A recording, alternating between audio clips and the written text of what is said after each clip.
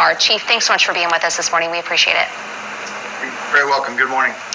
We know your department has been involved in this case and investigation since pretty early on. What's been the role so far, and how is it changing now? Well, we have been involved in the investigation since day one. But just based on the facts and the circumstances now known to investigators, the circumstances surrounding the disappearance of the boys, and the direct nexus to Bakersfield, it just made sense where we are in the investigation after discussing with our other partners for us to take a lead role.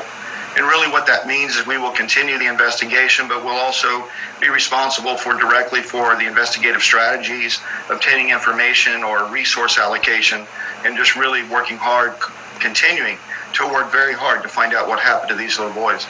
We know that the boys used to live in Bakersfield. Does the department believe that they were missing long before it was reported in December?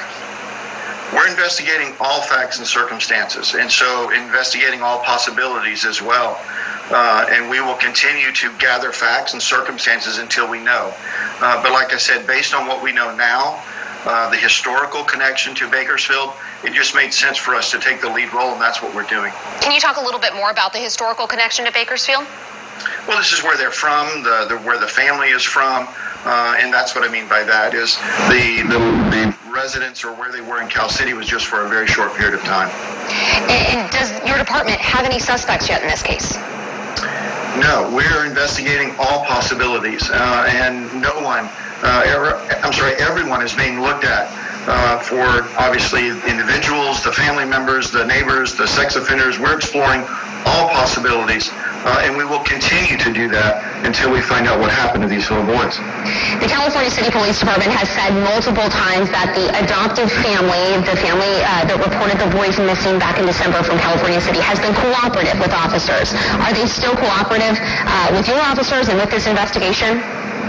Yeah, we've had numerous contacts with family members, immediate family members, extended family members, and everyone is still continuing to speak to us. I know there are other children in this case with those parents.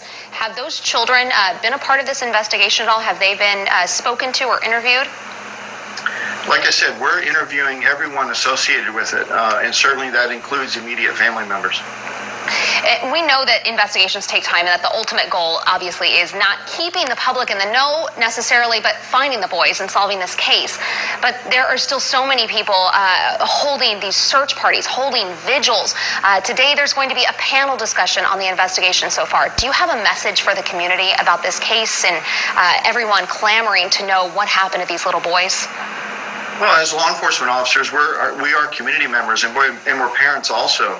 And we understand the public's interest in this particular case, and rightfully so, to find out what happened to these little boys.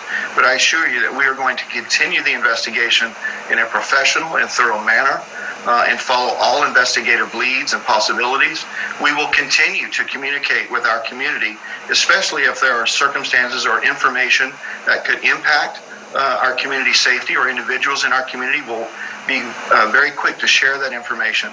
But we're not going to release any information, regardless of how compelling it might be to the public interest. If it could jeopardize the outcome of this investigation, we just simply won't do it. Are there still people out there you need to talk to? Are there still people you think who know something that could help in your investigation? I think so. One of the things that we asked about earlier this week is we want to go back even further, not just into the immediate days or weeks surrounding the disappearance of these young boys. We asked for information for anyone who's had contact with them in the last year, so that we can continue to investigate all possibilities and all facts and circumstances around what happened to these little boys. So if anyone knows anything, is the secret witness line still the best number to call, along with your police department? If you want to remain anonymous, absolutely. If you want to have direct contact with our investigators, you can call 327-7111, and you will get connected to the investigators in the case. All right, Chief Terry, thanks so much for joining us this morning. We appreciate it.